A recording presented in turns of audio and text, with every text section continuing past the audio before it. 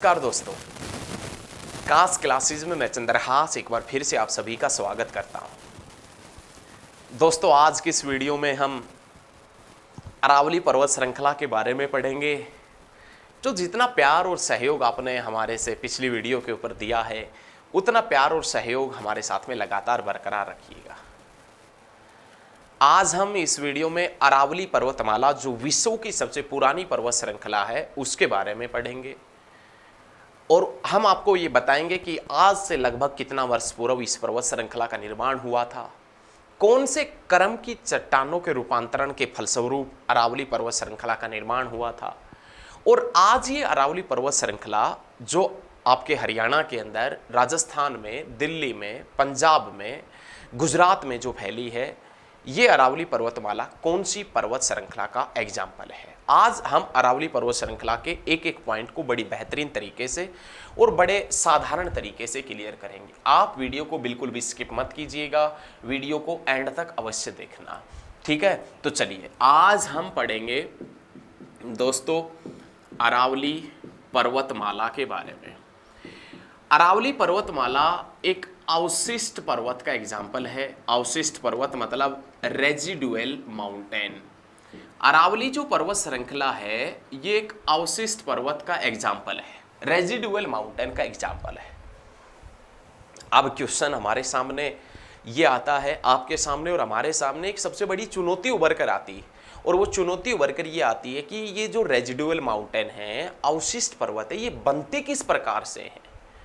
तो मूल पर्वतों के अपर्दन के फलस्वरूप अवशिष्ट पर्वत की यदि डेफिनेशन आपसे पूछे, यदि परिभाषा पूछे कि अवशिष्ट पर्वत क्या होते हैं, तो आप प्यारे साथियों आप बताएंगे मूल पर्वतों के अपर्दन के फलस्वरूप जो नए पर्वत बनते हैं वो किस नाम से जाने जाते हैं? अवशिष्ट पर्वत के नाम से जाने जाते हैं।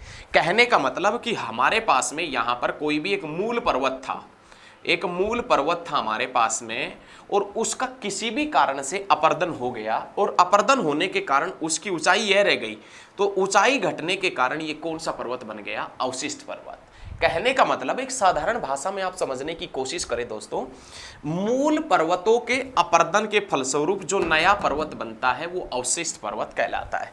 कोई भी यहाँ पर पर्वत खड़ा था एक, उसका किसी भी कारण से अपर्दन हुआ, अत्यधिक टेम्परेचर के कारण, तापमान के कारण, या यहाँ से इसके ऊपर से कोई भी नदी वगैरह बारिश के टाइम में जाती होगी, उसके कारण किसी भी कारण से इसका अपर्दन हुआ, और अपर्दन होने के बाद में ये छोटा पर्वत बन गया। अब छोटा पर्वत जैसे ही बना, ये कौन से पर्वत का एग्जाम्पल हो गया?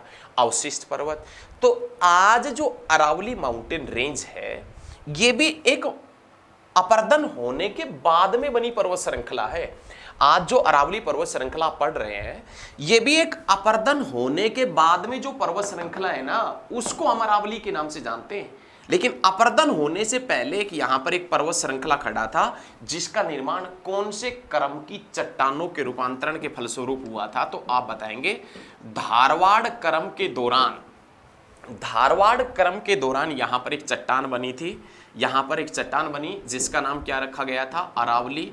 और आज उस अरावली का काफी मात्रा में रूपांतरण हो चुका है, अपर्दन हो चुका है, लगभग समतल होने के कगार पर है। तो आपने ये याद रखना है कि अरावली पर्वत श्रृंखला धारवाड़ क्रम की चट्टानों के समय बनी थी, धारवाड़ क्रम की चट्टानों के समय बनी थी, और ये एक अवशिष्ट पर्वत का एग्जाम्पल है। और अवशिष्ट पर्वत किस प्रकार से बनते हैं?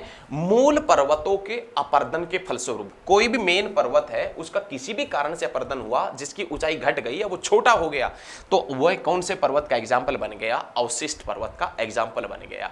तो याद रखिएगा, अरावली पर्वत श्रृंखला धारवाड़ क्रम की चट्टानों के समय बनी थी, और अरावली पर्वत श्रृंखला एक अवशिष्ट पर्वत का एग्जाम्पल है।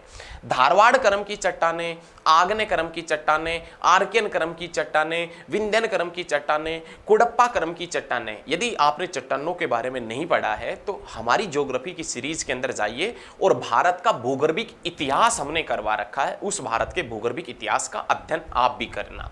तो उस भारत का भूगर्भिक इतिहास के बारे में आप पढ़ें तो आपको पता चल जाएगा कि अरावली पर्वत श्रृंखला कब बनी थी और कौन सी चट्टानों के समय बनी थी। लेकिन यहां पर आपने सिर्फ एक पॉइंट याद रखना है, अरावली पर्वत श्रृंखला एक अवशिष्ट पर्वत श्रृंखला का एग्जाम्पल है, रेजिडुअल माउंटेन का एग्जाम्पल है। और अवशिष्ट पर्वतमाला, अवशिष्ट पर्वत श्रृंखला कैसे बनती है? तो आप बताएंगे मूल पर्वतों के अपर्दन के फलस्वरूप, मूल पर्वतों के अपर्दन के फलस्वरूप जो नए पर्वत बनते हैं वो अवशिष्ट पर्वतमाला, अवशिष्ट पर्वत के एग्जाम्पल होते हैं। तो आज हम एक भारत का छोटा सा मैप बना लेते हैं और उस मैप के अंदर हम अरावली पर्वत श्रृंखला के बारे में पढ़ेंगे। तो आप थोड़ा सा मैप बनाए उस समय तक इंतजार करना। मान लेते कि अपने पास में एक ऐसा उत्तर भारत है, मान लेते हैं कि अपने पास में एक ऐसा उत्तर भारत है और उस उत्तर भारत के अंदर यहाँ पर एक पर्वतमाला फैली है और उस पर्वतमाला का नाम क्या है भैया? अरावली। उत्तर भारत के अंदर एक पर्वतमाला ऐसी फैली है जो राजस्थान को उत्तर से दक्षिण दो भागों के अंदर बांटती है, जिसका नाम अरावली पर्वत श्रृंखला है। ये अरावली पर्वत श्रृंखला कौन से पर्वत का एग्जाम्पल है? तो आप बता देना अवशिष्ट पर्वतमाला का एग्जाम्पल है। ये अरावली पर्वत श्रृंखला ये कौन से क्रम की चट्टानों के दौरान बनी थी? तो आप बताएंगे धारवाड़ क्रम की चट्टानों के दौरान बनी थी। और अरावली पर्वत श्रृंखला का टाइम पीरियड क्या रहा है? तो लगभग 600 से 570 मिलियन वर्ष पूर्व। आज से लगभग 600 से 570 मिलियन वर्ष पूर्व अरावली पर्वत श्रृंखला का निर्माण हुआ था। अरावली पर्वत श्रृंखला जो गुजरात के पालनपुर से लेकर और दिल्ली तक फैली। अरावली पर्वत श्रृंखला जो गुजरात के पालनपुर से लेकर और दिल्ली तक फैली। ये अरावली पर्वत श्रृंखला जिसकी ये जो लंबाई है, ये लंबाई कितने किलोमीटर है? तो आप बताएंगे लगभग 560 किलोमीटर अरावली पर्वत श्रृंखला की लंबाई। अरावली पर्वत श्रृंखला जिसे 3 भागों के अंदर बांटा गया है। अरावली पर्वत श्रृंखला जिसे 3 भागों के अंदर बांटा गया है। तो उदयपुर के आसपास का जो क्षेत्र है अरावली पर्वत श्रृंखला का, वो जग्गा रेंज के नाम से, जग्गा श्रेणी के नाम से जाना जाता है। और बीच में जो अलवर के आसपास का क्षेत्र है वो किस नाम से जाना जाता है? हर्षनाथ रेंज के नाम से, हर्षनाथ श्रेणी के नाम से। और दिल्ली के आसपास का जो क्षेत्र है वो किस नाम से जाना जाता है? तो आप बता देना प्यारे दोस्तों, दिल्ली श्रेणी के नाम से जाना जाता है। अरावली पर्वत श्रृंखला जिसे 3 भागों के अंदर बांटा गया है, जो उदयपुर के आसपास में जग्गा रेंज के नाम से, जग्गा श्रेणी के नाम से जानी जाती है, जो अलवर के आसपास में हर्षनाथ श्रेणी के नाम से जानी जाती है। और ये जो अरावली पर्वत श्रृंखला है दिल्ली के आसपास में दिल्ली श्रेणी के नाम से जानी जाती है। अरावली पर्वत श्रृंखला हरियाणा, राजस्थान, गुजरात, पंजाब और दिल्ली के अंदर फैली। कहने का मतलब ये 5 स्टेटों के अंदर फैली है। जिसकी लंबाई कितनी है? तो हमने बताया आपसे जिसकी लंबाई 560 किलोमीटर है, 560 जिसकी लंबाई है।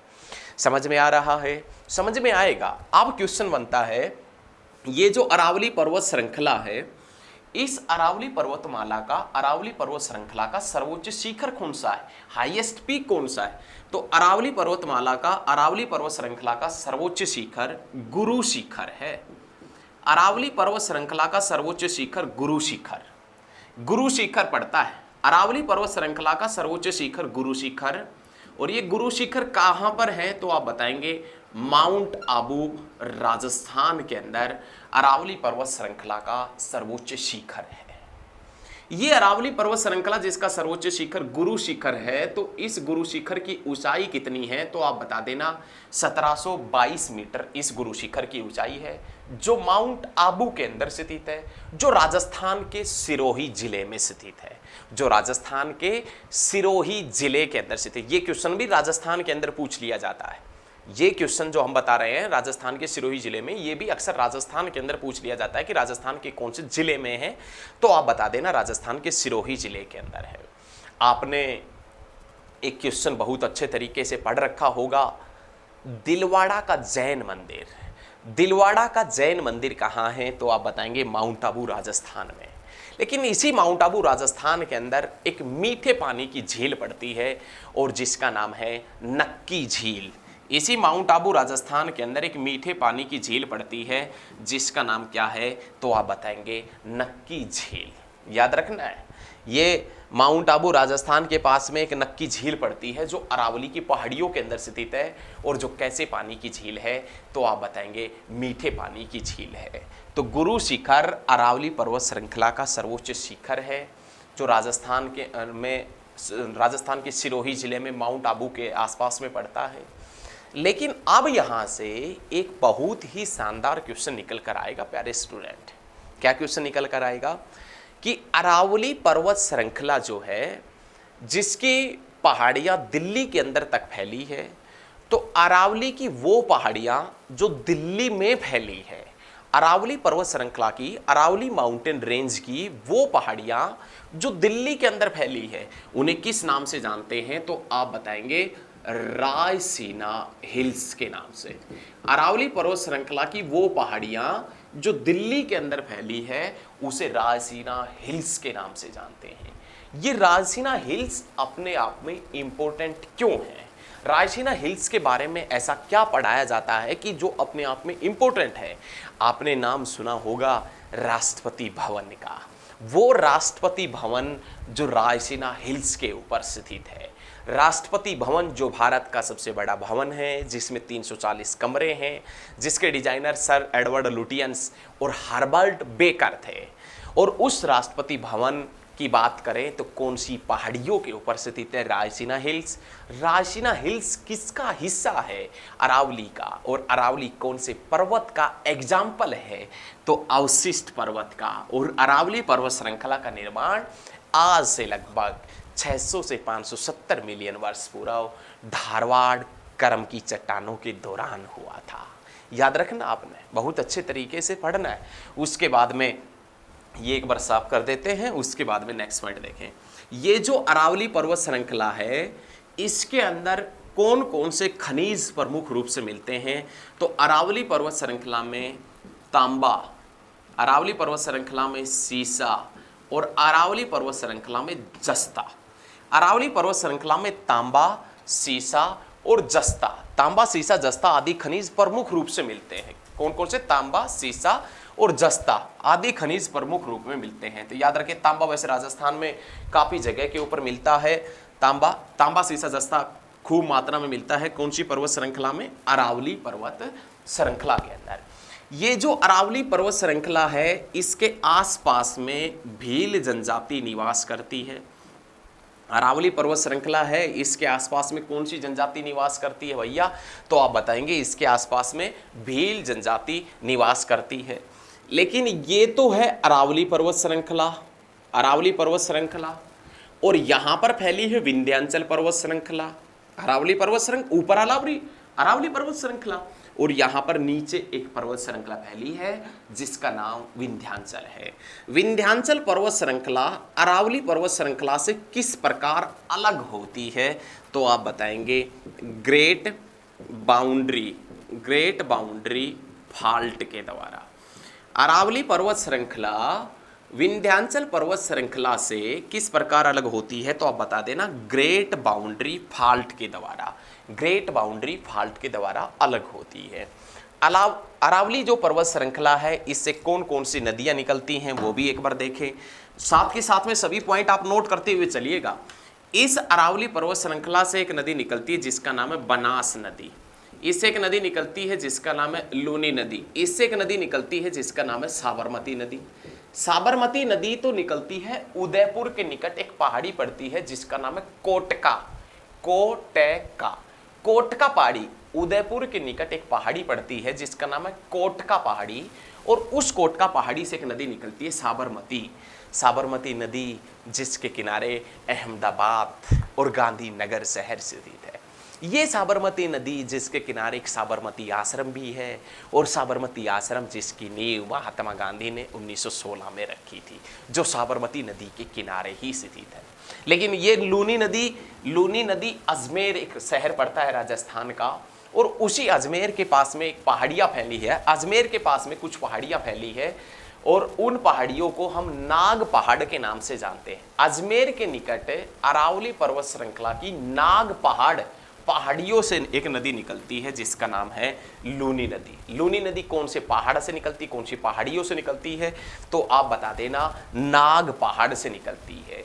लूनी नदी अपने आप में बहुत ज़्यादा इंपॉर्टेंट है। क्यों है भाई इंपॉर्टेंट? ऐसा लूनी नदी के अंदर क्या है? पूरे भारत की सबसे लवणकारी नदी, सबसे खारी नदी, पूरे भारत की सबसे लवणकारी नदी, सबसे खारी नदी कौन सी है, तो आप बता देना लूनी नदी। अब सेकंड क्वेश्चन एग्जामिनर आपसे पूछेगा, ये 2019 के अंदर बीपीएससी का कोई एग्जाम हुआ था बिहार के अंदर, उसमें पूछा गया था कि भारत की एकमात्र ऐसी नदी जिसमें ऊपर का पानी तो मीठा और नीचे का पानी खारा होता है, ऊपर का पानी मीठा और नीचे का पानी खारा होता है, कौन सी नदी का? लूनी नदी का। याद रखिएगा, लूनी नदी। अरावली पर्वत श्रृंखला जो राजस्थान को उत्तर से दक्षिणतम दो भागों के अंदर बांटती है, लूनी, बनास, साबरमती, ये अरावली पर्वत श्रृंखला की नदियां हैं। एक नदी जिसका नाम और आता है, जिसमें नाम आता है साखी। अब हम अरावली पर्वत श्रृंखला के प्रमुख दर्रे पढ़ेंगे। अरावली पर्वत श्रृंखला के अंदर 3-4 दर्रे पड़ते हैं, जिसमें नाम आता है गोरन घाट दर्रा। गोरन घाट दर्रा पड़ता है। उसके बाद में नाम आता है पीपली घाट दर्रा, पीपली घाट दर्रा पड़ता है। और देसूरी नाल या हाथी नाल, देसूरी नाल या हाथी नाल दर्रा पड़ता है। हाथी नाल या देसूरी नाल या पीपली घाट दर्रा या गोरन घाट दर्रा, ये सभी दर्रे कौन सी पर्वत श्रृंखला के हैं दोस्तों? तो आप बता देना अरावली पर्वत श्रृंखला के। कौन सी पर्वत श्रृंखला के? अरावली पर्वत श्रृंखला के है। तो ये सभी पॉइंट आपने बहुत अच्छे तरीके से, जहर तरीके से एकदम याद रखना है।